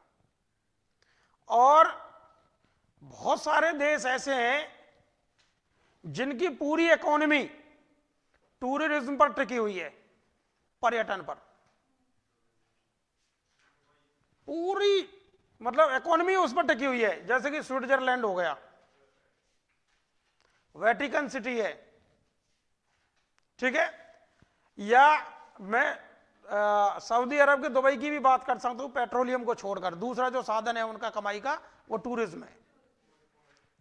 ठीक है, यानी कि बहुत सारे ऐसे देश हैं जिनकी पूरी, इधर को ये वियतनाम, फिलीपींस, और इधर चले जाओ आप जितने भी द्वीपीय देश है, इधर को आपका ये मलेशिया है, ठीक है, मालदीव है, इनकी सारी जो अर्थव्यवस्था है वो पर्यटन पर ही टिकी हुई है। अच्छा, वहां नेचुरल पर्यटन भी है और धार्मिक पर्यटन भी है। माना कि यूपी में नेचुरल पर्यटन नहीं है, क्योंकि नेचुरल पर्यटन यूपी का जो उत्तराखंड वाला भाग था उसमें था, अब उत्तराखंड तो अलग हो गया, तो नेचुरल टूरिज्म तो नहीं है, ठीक है ना। लेकिन धार्मिक टूरिज्म का मुख्य केंद्र है कौन? उत्तर प्रदेश। हाँ, नेचुरल यानी कि प्राकृतिक, प्राकृतिक का मतलब है पहाड़, पेड़, पौधे, इनकी बात कर रहा हूं बेटा, और धार्मिक में अपने ये जो धार्मिक स्थल है इनकी बात कर रहा हूं। ठीक है, एक चीज और सुन लें कि भारत के जो वेद हैं या जो जितने भी ग्रंथ हैं उनमें जितने भी हमारे ईष्ट जिनको अपन हिंदू धर्म में मानते हैं उनकी जो जन्म स्थली रही है वो या तो उत्तराखंड रही है, या उत्तर प्रदेश रही है, या फिर बिहार रही है। ये तीन ही हैं, ध्यान रखना। ठीक है, एक समय वो भी था जब उत्तर प्रदेश को एक गरीब राज्य के रूप में पहचाना जाता था, और ज्यादा समय नहीं हुआ, आज से 7-8 साल पहले। ठीक है, हाँ जी, 7-8 साल पहले कोई भी गवर्नमेंट आ जाए यूपी में, हर गवर्नमेंट का यही रोना होता था, पैसा नहीं है। जिस प्रकार से बिहार के लोग दूसरे राज्यों में रोजगार के लिए जाते हैं, उसी प्रकार से पूर्वी उत्तर प्रदेश के कई सारे जिलों के लोग पूरे भारत में रोजगार के लिए घूमते थे, लेबर वर्क करते हुए। लेकिन एक ऐसा व्यक्ति इस पद पर बैठा, मैं कोई महिमा मंडित नहीं कर रहा, लेकिन जो दिख रहा है या जो मैंने देखा है पिछले 7-8 सालों में, वो आपके सामने स्पष्ट कर रहा हूं। ठीक है, हाँ, ये बंदा आया, दोनों चीजों का संगम इसने अपने साथ रखा, या अपने विकास में दोनों चीजों को साथ लेकर चला, इंडस्ट्रियल डेवलपमेंट को भी और धार्मिक डेवलपमेंट को भी। और ऐसा नहीं है मित्रों कि पैसा सिर्फ और सिर्फ इंडस्ट्रियल डेवलपमेंट से ही आता है, पैसा पर्यटन से भी आता है, ध्यान रखना। ठीक है, इसीलिए इस योगी के रहते हुए यूपी में एक तो काशी कॉरिडोर बन गया, काशी विश्वनाथ का मंदिर बना, उससे बहुत ज्यादा अब इसको अर्निंग हो रही है पैसे की। दूसरा, अब ये अयोध्या, क्या बनने जा रहा है? अयोध्या का मंदिर बनने जा रहा है, ठीक है ना। अयोध्या का मंदिर बनने जा रहा है, इससे भी बहुत ज्यादा अर्निंग होगी, ध्यान रखना। और कारण, क्योंकि हिंदू धर्म के लोगों की तो आस्था का प्रतीक है ही है भाई। विदेशों से भी अगर लोग नहीं आएंगे, और ऐसा नहीं है कि विदेशों से लोग नहीं आएंगे, इस बात को भी भूल जाओ, विदेशी लोग भी बहुत बड़ी मात्रा में आते हैं, ठीक। तो अगर जैसे राजस्थान का कोई व्यक्ति गया तो उत्तर प्रदेश को तो भाई अर्निंग हो ही रही है, उसके राजस्व में तो बढ़ोतरी हो ही रही है। विदेश से आ रहा है तो उत्तर प्रदेश के साथ साथ हमारी कंट्री के राजस्व में भी वृद्धि हो रही है। बहुत सारे ऐसे लोग हैं। विदेशी लोग ताजमहल को देखने नहीं आते क्या? जबकि ताजमहल को इस्लाम धर्म से रिलेट करके माना जाता है, पहचाना जाता है, लेकिन विदेशी लोग उसको देखने आते हैं। ठीक है भाई, सुंदर कोई ऐसी स्ट्रक्चर है उसको देखने चलते हैं, या एक प्यार का प्रतीक है इसलिए भी लोग उसको देखने आते हैं, तो यहां भी आएंगे। अब यहां जब राम मंदिर की स्थापना अपन करने जा रहे हैं तो यहां पर्यटक आएंगे तो उन लोगों को परिवहन की सुविधा के लिए एक हमने अंतरराष्ट्रीय हवाई अड्डा प्रदान कर दिया। अब सीधा बंदा मान लीजिए न्यूयॉर्क से बैठा तो वो सीधा वहीं उतरेगा मंदिर पर ही जाके, उसको दिल्ली जाने की कहां जरूरत पड़ रही है। एक तो ये है कि वो बंदा न्यूयॉर्क से चले दिल्ली आए, दिल्ली से फिर बस पकड़े और फिर वहां पहुंचे, और एक सीधा आपको न्यूयॉर्क से बैठेगा सीधा बंदा अयोध्या में ही उतरेगा और वहीं से मंदिर पर दर्शन करके वहीं से वापस तुरंत ले, समय बच गया, परेशानी जो होती है उसको वो बच गई, ठीक है। और हम सभी लोग ऐसा सोचते हैं, हम ये नहीं सोचते कि यार पहले हमारे यहां डीग से कोई ट्रेन नहीं जाती थी जयपुर, लेकिन अब जाने लग गई, ठीक है ना। तो पहले जब ट्रेन नहीं चलती थी डीग से जयपुर के लिए और हमें कोई काम पड़ा तो हमें कहां जाना पड़ता था? पहले भरतपुर, और भरतपुर से फिर ट्रेन पकड़नी पड़ती थी। अब क्या करें, 20 मिनट पहले चले घर से, 8:45 बजे या 8:55 पर अपन पहुंचे डीग रेलवे स्टेशन, वहां इलाहाबाद एक्सप्रेस आएगी और उसमें बैठे और तुरंत जयपुर ले, बात खत्म। तो परेशानी बच गई कि ना बच गई, ठीक है ना। दूसरा, पहले ये होता था कि एक मथुरा भिवानी पैसेंजर ट्रेन चलती थी, वो अलवर तक ले जाती थी, अलवर में फिर उतरो, फिर वहां से दूसरी ट्रेन पकड़ो, वहां में जगह मिले मिले ना मिले, बच्चे भी साथ हैं तो बड़ी परेशानी होती थी, मेरा कहने का मतलब ये है, ठीक है ना। तो अब ऐसा नहीं है। तो देखो वहां डेवलपमेंट हो रहा है कि नहीं हो रहा है, चाहे वो मंदिर की वजह से ही हो रहा है, लेकिन हो रहा है ना, अंतरराष्ट्रीय हवाई अड्डा बन गया। दूसरा, वहां पर एक बहुत ही अच्छी क्वालिटी का रेलवे स्टेशन बन के तैयार हुआ है अयोध्या में ही, ठीक। और मित्रों आपको एक चीज और बता देता हूं मैं, कोई भी गवर्नमेंट, कोई भी प्राइवेट कंपनी इतना रोजगार नहीं देती जितना रोजगार भारत के 5 बड़े मंदिर दे रहे हैं लोगों को, ध्यान रखना। हर साल ये डाटा है, इसका जो अंतर्राष्ट्रीय एक डिपार्टमेंट है वो डाटा जारी करता है रोजगार के कि कितने लोगों को रोजगार मतलब किस वजह से मिला। हर साल भारत में 5 बड़े मंदिरों की वजह से 5 करोड़ लोगों को रोजगार मिल रहा है। मुझको बता दो कौन सी गवर्नमेंट दे सकती है एक साल में 5 करोड़ लोगों को रोजगार? 5 करोड़ लोगों को रोजगार कौन सी गवर्नमेंट दे सकती है? कोई प्राइवेट कंपनी देती हो तो बता दो आप। इस देश के 5 बड़े मंदिरों से 5 करोड़ लोगों को रोजगार मिल रहा है, अब तुम सोच लो। तो ये जो लोग कहते हैं ना कि साहब मंदिर में कहा रखो, क्यों बनवा रहा हो मंदिर, या तो बढ़िया तो तू ऐसा कर वो बनवा दे फैक्ट्री। अरे फैक्ट्री के देख लोगों को रोजगार दे देगी? अकेला राम मंदिर कम से कम बता रहा हूं एक साल में 2 से 3 करोड़ लोगों को रोजगार देगा ये। अब कैसे देगा वो आपको भी पता है, मुझे भी पता है। कोई फूल रख के बैठेगा, कोई प्रसाद के लिए मिठाई रख के बैठेगा, कोई पानी की बोतल रख के बैठेगा, कोई चाट की दुकान रख के बैठेगा, कोई वहां पर राम की मूर्ति से संबंधित दुकान लेके बैठेगा, कोई तस्वीर की दुकान लेके बैठेगा, कोई कुछ लेके बैठेगा, कोई कुछ लेके बैठेगा। उसी से तो रोजगार प्राप्त होता है भाई मेरे। पर इन गधों को कौन समझाए? जो बुद्धिहीन लोग इस बात को कहते हैं कि मंदिरों से कहां रोजगार प्राप्त हो रहा है, इसकी जगह तो अरे एक ने तो यूं करी टॉयलेट बनवा दो वह जगह पे, राम, हाँ, राम मंदिर वाली जगह पर एक राजनीतिक कुत्ते ने यह कह दिया कि वहां पर टॉयलेट बनवा दो।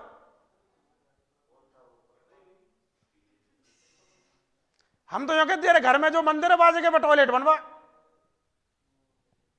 जब तो हम जाने तो किसी की भी आस्था को ठेस पहुंचाना ये स्वतंत्रता का अधिकार नहीं है, ठीक है। वो इनलीगल बात कह गया, पर ये क्योंकि ये तो राजनीतिक लोग हैं, कुछ भी कह देते हैं अपने फायदे के लिए, ठीक है। हाँ, नहीं बुरा मानना चाहिए, इनको तस्वीर दिखाना जरूरी है, और जनता का एक ही तरीका है इनको जमीन पर लिटाने का, वो यही है कि चुनाव में हरा दो, अपने आप सुधर जाएगा, तो मैं कहने की जरूरत ना है, अपने आप सुधर जाएगा अगली बार। फिर यूं नहीं कहेगो कि टॉयलेट बनवाओ, फिर यूं कहेगो साहब मैं पैसा लगा रहा हूं यहाँ बढ़िया से एक चबूतरा बनवाओ, ठीक है, हाँ, जहां पर लोग बैठे आराम से। तो कुल मिला के बात यह है कि उत्तर प्रदेश बहुत जल्दी एक डेवलप स्टेट बनने जा रहा है, ठीक है। अभी G20 का सम्मेलन भी उत्तर प्रदेश में हुआ था, आपको पता है, उससे बहुत सारा इन्वेस्टमेंट यहाँ आया है, और हम ये चाहते हैं कि जिस प्रकार से उत्तर प्रदेश ने उन्नति की है पिछले 7-8 सालों में, उसी प्रकार से प्रत्येक स्टेट की गवर्नमेंट को ऐसे प्रयास करने चाहिए, ठीक है। पर इसके लिए भाई साहब दिल साफ, ठीक है, और मन साफ, ये दो चीजें होनी बहुत जरूरी है। राजनीतिक जो लोलुपता है वो आपको अपने दिमाग से निकालनी पड़ेगी। अरे आप अच्छे काम करोगे तो यार अपने आप ही गवर्नमेंट में आ जाओगे दोबारा, क्यों खामखा में धर्म के नाम पे, जाति के नाम पे और इसके नाम पे लोगों को लड़ा रहे हो, बहका रहे हो। 1947 से तो हम देखते आ रहे हैं यही चल रहा है इस देश में, धर्म जाति धर्म जाति धर्म जाति, इसके अलावा कुछ चलता ही नहीं है। कभी इस देश में डेवलपमेंट पे चुनाव ही नहीं हुए, कोई राजनेता ये नहीं कहता कि आजा भाई डेवलपमेंट पे बहस कर ले चुनाव से पहले। कोई ग्रुप दूसरे धर्म को तरजीह दे देता है, कोई ग्रुप दूसरे धर्म को, और फिर चल रही है कहानी।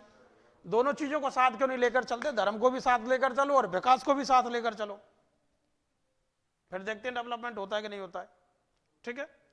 चले आगे बेटा, नेक्स्ट जो अपना आज का दूसरा टॉपिक है वो है भारत में जल परिवहन, ठीक है। भारत में जल परिवहन यानी कि वाटर ट्रांसपोर्टेशन इन इंडिया। सुन ले बेटा, अब चुप हो जाएं, यहां ध्यान दे ले, बहुत चर्चा कर ली। देखें बेटा, भारत में जल मार्गों के विकास के लिए एक संस्था का गठन किया और उस संस्था को नाम दिया हमने भारतीय अंतर्देशीय जलमार्ग प्राधिकरण।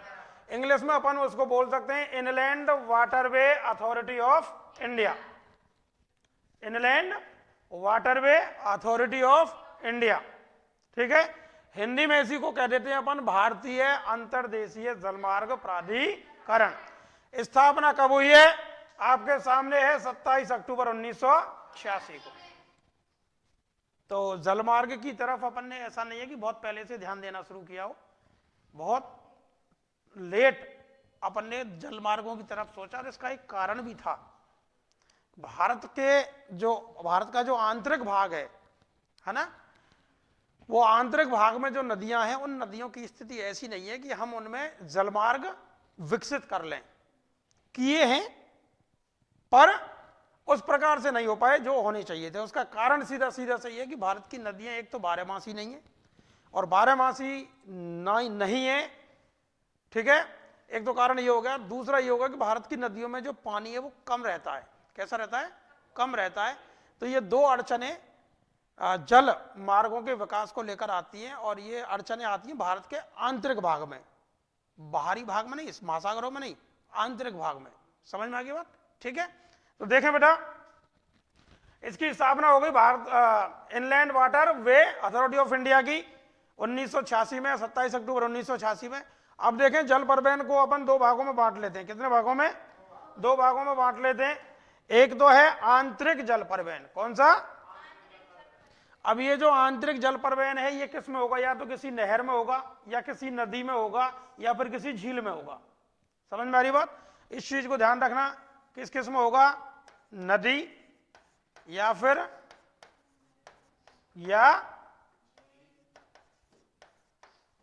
समझ में आ गई बात? ठीक।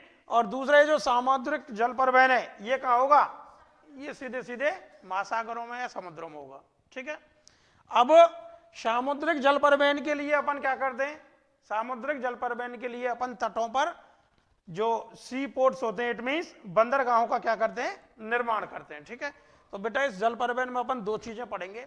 भारत में अब तक 6 जलमार्ग बनाए गए, तो आंतरिक जल परिवहन में तो अपन उनको पढ़ेंगे, और ये जो सामुद्रिक जल परिवहन है इसमें अपन पढ़ेंगे सीधे सीधे बंदरगाहों को। क्लियर? ठीक है। तिलक बारे साहब ठीक ठाक है? मुछी का कैसा लगा रखो है?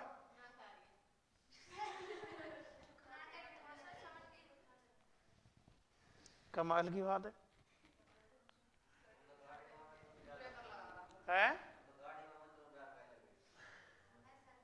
मैं यहां भी ऐसे ही खड़ा हूं, देख मुंह अभी भी ना लग रही। ये हीटर ना है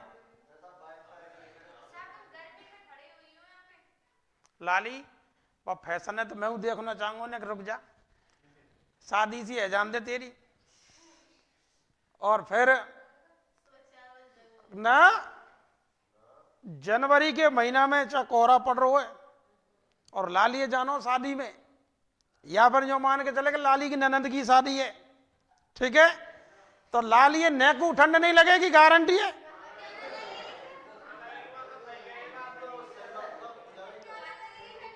मैं कह रहा हूं शरीर है तो लगेगी ठंड और महसूस होगी, पर लाली है तो यार 10,000 की साड़ी लाई है खरीद के, भाई कैसे देखेगा फिर कोई, अगर ऊपर से वो पहन ली तो हमने, अगर ऊपर से जर्सी वगैरह ब्लेजर वगैरह पहन लिया तो फिर 10,000 की साड़ी कैसे दिखेगी? है? अरे वो अब की बात है, मैं तो बाद की बात कर रहा हूं, फ्यूचर की। जरूरी तो हम जब भी बता देंगे। ठीक है। हमने बहुत देखी है इस लाली। ठीक है। और ये बिल्कुल फैक्ट बात है, हमें झूठ और ना है ना कहूं। अब तुम स्वीकार ना करना चाह रहे वो बात अलग है, पर बात सही है। जबकि लाला कम से कम इतना तो है, पैंट पहने को, शर्ट पहने को, बाकी ऊपर ज्यादा कुछ ना है तो ब्लेजर तो डाल ही लेगो। ठीक है। और रही मेरी बात बहन जी, तो मैं तो हूं ही ऐसा। ठीक है। मैं कोई शादी में ना आ रहा हूं, यहां पढ़ावे आ रहा हूं, मैं तेने ऐसे ही देखूंगा, खानो पड़ेगा छू, शरीर के अंदर जान हो तो नहीं को सर्दी ना लगे। अब देख जान ना है तो मुछी का लग रहा है, कहीं ऐसा तो ना पड़े, कहीं ऐसा तो ना है तो सुबह जग के सीरी बाके भैंस के नीचे लग जाती है दूध पी पे, जब भी मुछी का बहाने घर बारे। ठीक है। अभी का आगे तो स्टार्ट हुई है। देखें बेटा आगे चले, अब ये समझ में आ गया? ठीक है, क्लियर? अब देखें आगे चलते हैं। चुप है जाओ, ये ऐसे ज्यादा है। देखे बेटा थोड़ा सा इसके बारे में बात कर लेते हैं। ये नरेंद्र मोदी नाम है, तुमसे एक क्वेश्चन पूछूंगा, बाल रुक जाओ। देखे बेटा भारत में मात्र 2% परिवहन जल के द्वारा होता है। क्लियर? ये पढ़ ही चुके हैं अपन। लेकिन भारत का 95% व्यापार किसके द्वारा होता है? जलमार्ग के द्वारा होता है। मैंने आपको पहले ही बताया था, सड़क जो है वो सिर्फ और सिर्फ भारत के अंदर तक ही स्थित है, दूसरे देशों तक सड़क है ही नहीं अपनी, तो कैसे ट्रांसपोर्ट करेंगे? नहीं कर पाएंगे सड़क मार्ग के द्वारा भी। ठीक है। वायु परिवहन यानी कि अगर अपन हवाई जहाजों के द्वारा परिवहन करें तो बहुत महंगा होगा, और दूसरा बहुत कम मात्रा में परिवहन हो पाएगा। ठीक है। रेल परिवहन सेम सड़क परिवहन वाली स्थिति है। रेल पटरी जो है वो भी हमारी कोई अंतर्राष्ट्रीय पटरी नहीं है, दूसरे देशों तक नहीं फैली हुई है। और ऐसा नहीं है कि सिर्फ अपन जो ट्रेड करते हैं वो पाकिस्तान के साथ, नेपाल के साथ, भूटान के साथ, बांग्लादेश के साथ ही करते हो। ठीक है ना। ये हमारे ट्रेड पार्टनर है ही नहीं, वास्तव में हमारे ट्रेड पार्टनर है या तो अमेरिका है या फिर यूरोपियन कंट्री है। अब ऐसा थोड़ी ऐसा कह के अपन भारत से लेकर यूरोप तक बिछा दें रेल, ऐसा नहीं हो सकता। बीच में कई सारे देश भी तो आ रहे हैं भाई, वहां कैसे बिछा दोगे आप? अपने रोड कैसे बना लोगे? जब तक कि वो कंट्री आपके साथ उसमें शामिल नहीं होगी तब तक आप रोड नहीं बना सकते। समझ में आगे बात? चीन ने प्रयास किया था, अगर आपको याद हो तो, चीन ने एक रोड बनाना शुरू किया था, उसका नाम याद नहीं आ रहा, वो पाकिस्तान में होकर और हमारा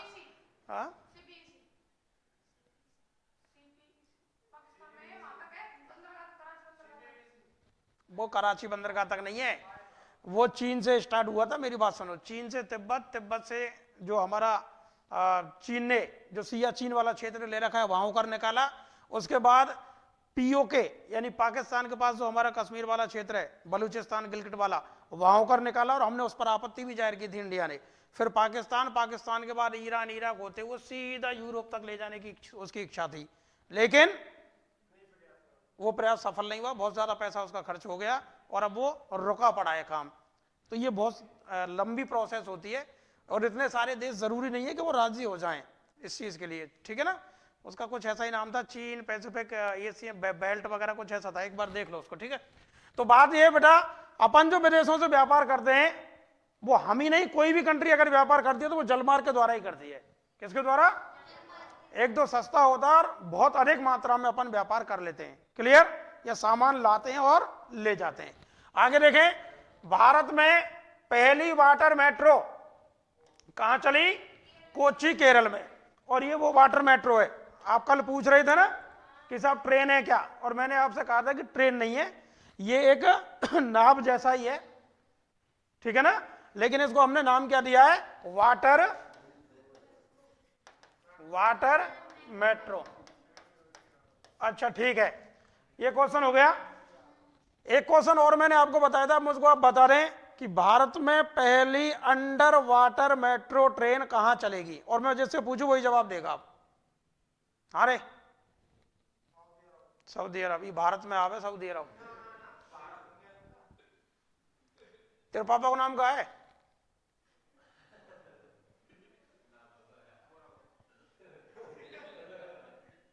है? पापा का नाम परवेज मुशर्रफ मत कह दियो कहीं। पापा का नाम हो ना पता तो है?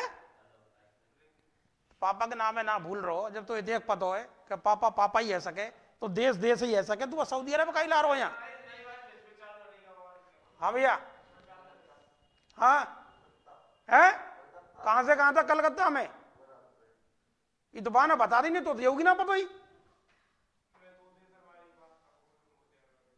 ध्यान रखना, कलकत्ता में, मैंने आपको पहले ही बताया था, कलकत्ता में हावड़ा, वेरी गुड, ठीक है। और कौन सी नदी पर?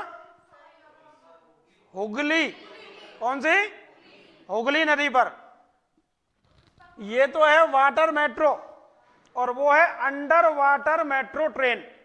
ये वाटर मेट्रो है, वो अंडर है, ये पानी के ऊपर चल रही है और वो वास्तव में ही मेट्रो ट्रेन चलेगी पानी के अंदर। सुरंग बना रहे हैं, वो एक रास्ता बना रहे हैं, उसमें चलाई जाएगी। हाँ चल गई, चल गई, चल गई,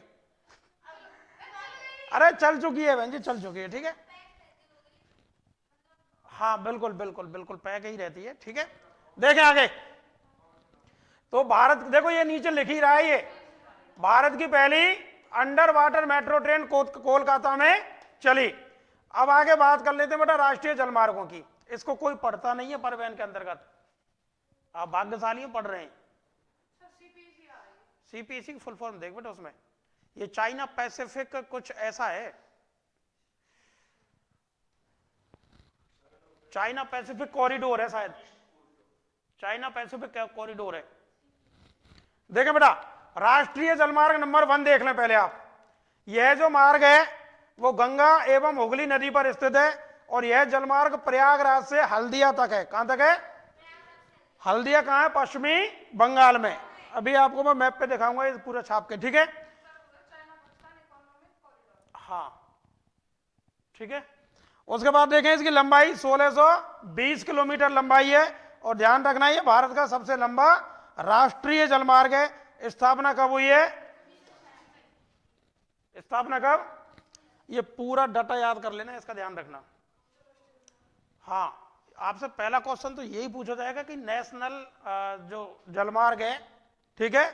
नेशनल जलमार्ग 1 वो कहां पर है या कहां से कहां तक है, किस कौन सी नदियों पर है? तो कहां से कहां तक में, तो उत्तर आएगा प्रयागराज से हल्दिया पश्चिमी बंगाल तक। ठीक। और कौन सी नदी पर है? तो दो नदी इसमें है, एक गंगा और दूसरी हुगली। क्लियर? ठीक है। स्थापना कब हुई इसकी? 1986 में। लंबाई की बात करें तो 1620 किलोमीटर, और यह भारत का सबसे लंबा राष्ट्रीय जलमार्ग है। ठीक है। देखें इसको मैं बता देता हूं आपको थोड़ा सा। ये आपका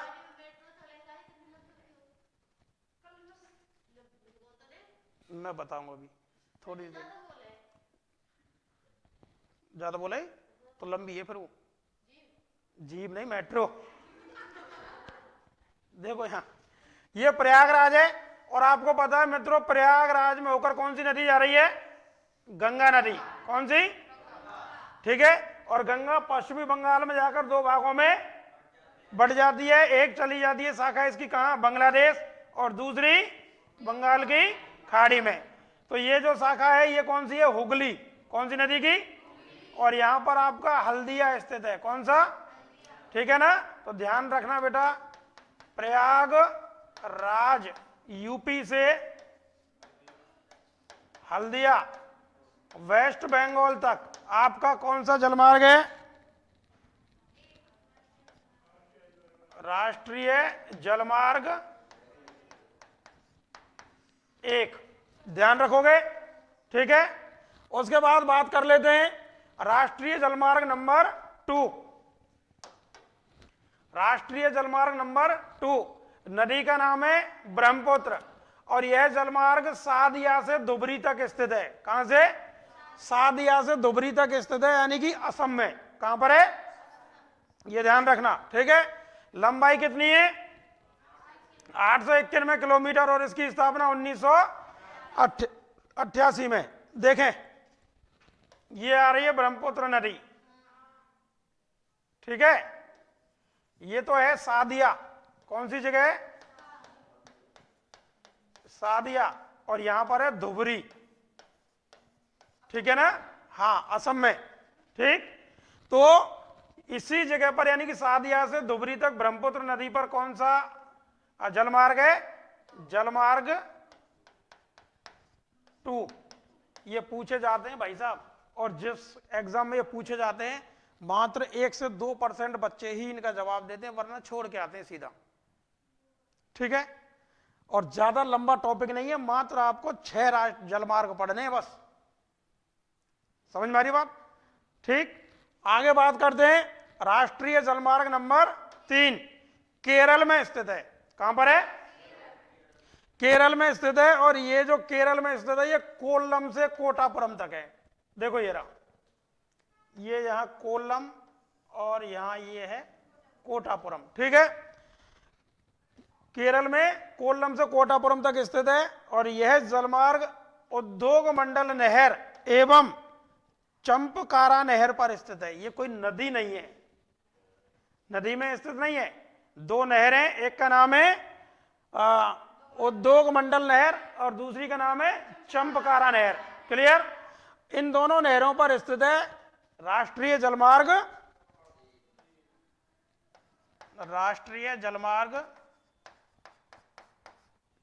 3। ठीक। राज्य का नाम पूछे तुरंत नाम दे देना है केरल। ठीक। स्थान का नाम पूछे तो उद्योग मंडल से कोल्लम से कोटापुरम तक। ये आपका कोल्लम, और ये नीचे वाला कोटापुरम। क्लियर? NH नहीं, राष्ट्रीय जलमार्ग 3 केरल में स्थित है, कोल्लम से कोटापुरम तक स्थित है। 2 नहरें हैं, एक उद्योग मंडल नहर और दूसरी ये रही चंपकारा नहर, यहां पर स्थित है। ठीक है। बनकर तैयार कब हुआ? तो उत्तर है इसका 1993। क्या उत्तर है? 1993 में बनकर तैयार हुआ। लंबाई याद करने की जरूरत नहीं है इसकी, पहली की ही लंबाई याद रखनी है आपको बस। ठीक है। राष्ट्रीय जलमार्ग 1 की। आगे चलें, देखें नेक्स्ट राष्ट्रीय जलमार्ग नंबर 4 यह जलमार्ग तमिलनाडु के पुडुचेरी से आंध्र प्रदेश के काकीनाडा तक स्थित है। ठीक है, तमिलनाडु का पुडुचेरी ये वाला कहां गया ये, और यहां से ये जा रही है आंध्र प्रदेश के कहां तक, काकीनाडा। ये काकीनाडा पढ़ा है ना आपने, काकीनाडा तट, जब अपन तटीय प्रदेश पढ़ रहे थे उस समय पढ़ा था। और ये है पुडुचेरी। पुडुचेरी के बारे में आपको पता है 3 राज्यों में स्थित है, आंध्र प्रदेश में भी स्थित है, तमिलनाडु में भी स्थित है और केरल में भी स्थित है। क्लियर? ठीक। लेकिन ये जो राष्ट्रीय जलमार्ग 4 है, जलमार्ग 4,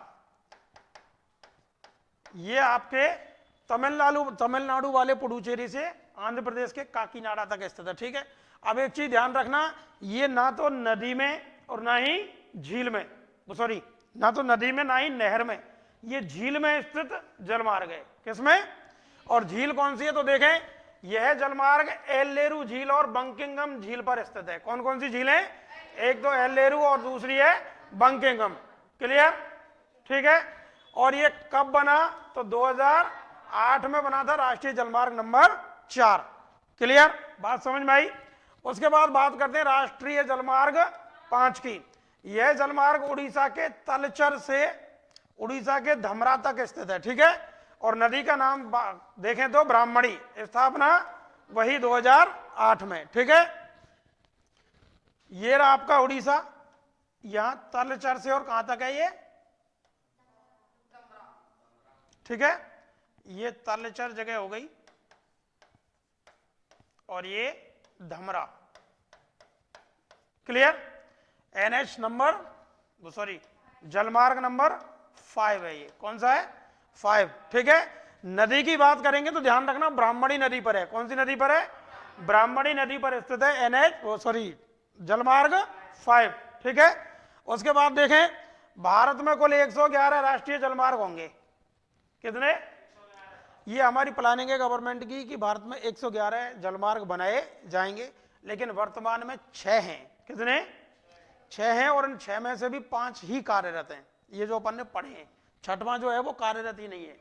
ठीक है, देखें, राष्ट्रीय जलमार्ग 6, यह मणिपुर के लखीमपुर से असम के भांगा तक स्थित है। मणिपुर ये रहा और असम ये रहा। ठीक है, ये छोटा सा जलमार्ग है और नाम है जलमार्ग 6। ठीक है, क्लियर? कौन सी नदी है? बराक नदी। कौन सी है?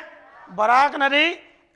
और ये कब बनाए तो ध्यान रखना है आपको, 2016 में। तो ये नवीनतम जलमार्ग हो गया। कैसा हो गया? नवीनतम जलमार्ग हो गया। अगर लंबाई की बात करें तो लंबाई है इसकी 121 किलोमीटर। कितनी है? 121 किलोमीटर की लंबाई है। अब इसमें एक चीज और ध्यान रखनी है, क्या? कि यह भारत का सबसे छोटा जलमार्ग है। भारत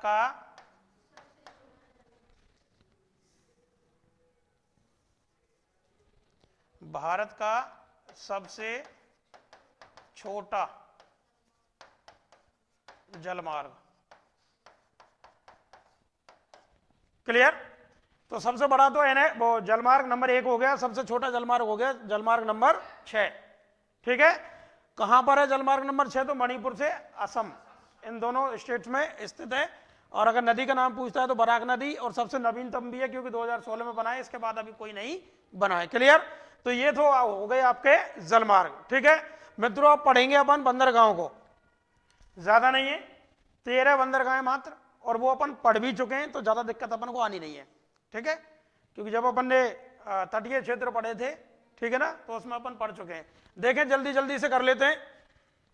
भारत के प्रमुख बंदरगाह देखें, भारत में 13 बड़े बंदरगाह हैं और 2 से छोटे बंदरगाह हैं। इनको पढ़ने का कोई मतलब नहीं है, अपन सिर्फ इनको पढ़ेंगे, 13 बंदरगाहों को। ठीक है, बंदरगाह 2 प्रकार के होते हैं, आपको भी पता है, एक तो प्राकृतिक बंदरगाह और दूसरे कृत्रिम बंदरगाह। प्राकृतिक बंदरगाह का मतलब यानी कि नेचर ने ऐसी जगह प्रदान कर दी हमें कि हमने वहां पर बंदरगाह डेवलप कर दिया। और कृत्रिम का मतलब ऐसा होता है कि हमें क्या करना पड़ता है, वहां पर से जमीन खोद के, यानी समुद्र के नीचे जो मिट्टी है उस मिट्टी को हटाना पड़ता है, जिससे कि जो जलयान है वो तट तक आ सके। क्लियर? वो आपका कृत्रिम बंदरगाह होगा। देखें बेटा, सबसे पहले बात करेंगे कांडला बंदरगाह की। किसकी? कांडला बंदरगाह। और इसका नाम चेंज कर दिया गया, नाम रख दिया गया पंडित दीनदयाल उपाध्याय बंदरगाह। इस बंदरगाह से सर्वाधिक पेट्रोलियम आयात होता है, यानी कि मंगाते हैं अपन। ठीक है? और है कहां पर ये यहां नहीं है, यहां पर है कांडला। कांडला बंदरगाह। ठीक है? ध्यान रखना, नया नाम इसका क्या है? पंडित दीनदयाल उपाध्याय बंदरगाह। इस बंदरगाह में सर्वाधिक क्या होता है? पेट्रोलियम का आयात होता है। सब सर्वाधिक जो पेट्रोलियम मंगाते हैं ना अपन दूसरे देशों से, वो इसी बंदरगाह के द्वारा मंगाते हैं। ठीक है? पेट्रोलियम का सर्वाधिक आयात होता है। क्लियर? आगे चलें। दूसरा देखें बेटा, मुंबई बंदरगाह। कौन सा? विशेषता इसकी यह है कि यह भारत का सबसे बड़ा प्राकृतिक बंदरगाह है। कैसा बंदरगाह है? और यहां पर स्थित है, ये आपकी मुंबई हो गई। ठीक है ना? मुंबई बंदरगाह। क्लियर? नेक्स्ट, तीसरा है नहावासोवा बंदरगाह। कहां पर है? महाराष्ट्र में ही है। और इसका जो नया नाम है वो है पंडित जवाहरलाल नेहरू बंदरगाह। और यह भारत का सबसे बड़ा कृत्रिम बंदरगाह है। ध्यान रखना, सबसे बड़ा प्राकृतिक बंदरगाह मुंबई, सबसे बड़ा कृत्रिम बंदरगाह ये जो हो जाएगा नाहवा सेवा। और है कहां? वही महाराष्ट्र में स्थित है। ठीक है?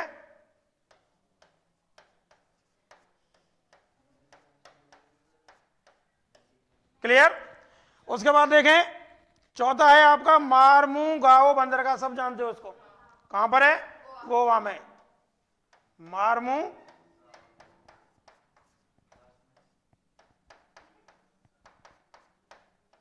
मार्मुगाओ बंदरगाह गोवा में स्थित है।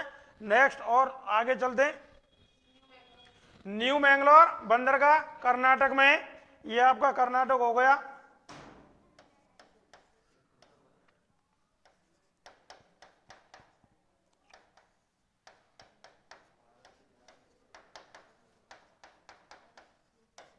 ठीक है ना? उसके बाद बात करें कोच्चि बंदरगाह। कहां पर है? केरल में। इस बंदरगाह में भारत का सबसे बड़ा क्या है? शिपयार्ड। शिपयार्ड का मतलब समझते हो? जहां पर जैसे मैंने बोला था ना कि बसों को खड़ा करने के लिए डिपो होती है, ऐसे ही जलयानों को खड़ा करने के लिए होता है शिपयार्ड। और इन्हीं शिपयार्डों में नए जलयान बनाए जाते हैं, या फिर कोई मेंटेनेंस करना होता है तो शिपयार्ड में जाकर ही मेंटेनेंस किया जाता है, या कोई पनडुब्बी वगैरह बनानी है, सबमरीन बनानी है, तो वो भी इस शिपयार्ड में ही बनती है। तो एक अलग से बहुत इंपॉर्टेंट क्वेश्चन है कि भारत का सबसे बड़ा शिपयार्ड कहां पर स्थित है? उत्तर होगा कोच्चि बंदरगाह, केरल पर। ठीक है? और जैसा कि आप पहले ही पढ़ चुके हो कि इस बंदरगाह से काजू एवं मसालों का क्या होता है? निर्यात होता है। किससे? कोच्चि बंदरगाह से। पहले भी पढ़ चुके थे अपन इसको। ठीक है ना? कोच्चि यानी कि यहां पर केरल, कोच्चि बंदरगाह। क्लियर? उसके बाद देखें तूतीकोरिन बंदरगाह तमिलनाडु में। तूतीकोरिन ये भी पढ़ चुके हैं अपन।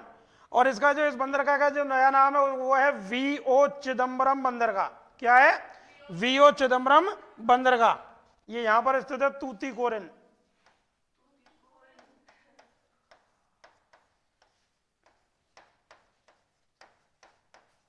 ये तूतीकोरिन बंदरगाह तमिलनाडु में स्थित है। ठीक है? एक फैक्ट है इसमें, ये देख लेना, इसे मत्स्य बंदरगाह कहते हैं। क्या कहते हैं? मत्स्य बंदरगाह। इसका कहने का कारण ये है कि यहाँ पर बंगाल की खाड़ी का पानी और इधर को अरब सागर का पानी और इधर को हिंद महासागर का पानी तीनों आकर मिलते हैं। तो ऐसी जगहों पर क्या होता है? मछली ज्यादा होती है। ठीक है? तो यहाँ से मछली बहुत अधिक मात्रा में पकड़ी जाती है, इसीलिए इस बंदरगाह को मत्स्य बंदरगाह भी कहते हैं। किसको? तूतीकोरिन बंदरगाह को। क्लियर? आगे चलते हैं। देखें बेटा, चेन्नई बंदरगाह। कौन सा? तमिलनाडु में। और ये इसकी विशेषता ये है कि भारत का सबसे पुराना बंदरगाह है ये। ठीक है ना? ये चेन्नई है, यहां पर यहां स्थित है चेन्नई बंदरगाह। भारत का सबसे प्राचीन बंदरगाह है ये, ध्यान रखना, चेन्नई बंदरगाह। उसके बाद देखें एन्नौर बंदरगाह। ये भी कहां है? तमिलनाडु में, ठीक है ना, एन्नोर बंदरगाह तमिलनाडु में है, ठीक। और इसका एन्नोर बंदरगाह का नया नाम है के कामराज। क्या नाम है? के कामराज बंदरगाह। क्लियर। उसके बाद देखें विशाखापट्टनम बंदरगाह। कौन सा? विशाखापट्टनम बंदरगाह है, आपको पता ही है, आंध्र प्रदेश में स्थित है। विशाखापट्टनम बंदरगाह आंध्र प्रदेश में। एक चीज ध्यान रखना बेटा, यह बंदरगाह डॉल्फिन नोज पहाड़ी के पीछे स्थित है। यहां पर एक पहाड़ी है, ठीक है, पहाड़ी के पीछे, यार पहाड़ी के साइड में होकर रास्ता जा रहा है, पानी है उसमें, ठीक है, पहाड़ी के पीछे ये बंदरगाह बनाया गया ऐसे, इस प्रकार से, ठीक है। समझ में आ गई बात? ठीक। यह भारत का सबसे गहरा बंदरगाह है। कौन सा? विशाखापट्टनम वाला। गहरा मतलब अंदर, स्थल भाग के ज्यादा अंदर है, ठीक है। उसके बाद देखें पारादीप बंदरगाह। कौन सा? पारादीप बंदरगाह, ये उड़ीसा में स्थित है। कहां पर है? उड़ीसा में स्थित है। ये आपका उड़ीसा हो गया, यहां पर स्थित है पारादीप बंदरगाह। हमने यहां पर रिफाइनरी भी पढ़ी थी ना, पारादीप रिफाइनरी। बैठो साहब बैठो। उसके बाद बेटा एक और रह गया, कोलकाता हल्दिया बंदरगाह। ये कहां होगा? पश्चिमी बंगाल में, नाम से ही पता चल रहा है, कोलकाता हल्दिया, कोलकाता हल्दिया बंदरगाह, ठीक है। ये आपके पश्चिम बंगाल में स्थित है। 12 हो गए। 13वां जो है वो आपके यहां पर है, इसका नाम है पोर्ट ब्लेयर बंदरगाह। और पोर्ट ब्लेयर बंदरगाह है तो सीधी सी बात है, अंडमान निकोबार द्वीप समूह में होगा। किस में होगा? अंडमान निकोबार द्वीप समूह में होगा। देखो ये पोर्ट ब्लेयर बंदरगाह, अंडमान निकोबार द्वीप समूह, ठीक है। तो मित्रों आपने बंदरगाह पढ़ लिए, आंतरिक जलमार्ग पढ़ लिए, और इसी के साथ आपका ये जो जल परिवहन है ये समाप्त, और इसी के साथ साथ आपका जो परिवहन वाला जो टॉपिक था वो भी समाप्त, ठीक है। अब क्या रह गया आपको?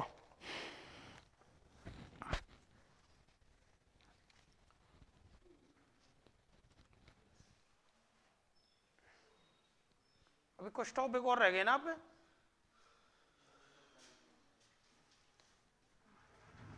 चलो कल ही बताऊंगा मैं उसको, ठीक है। आज बस इतना ही। थैंक यू, धन्यवाद।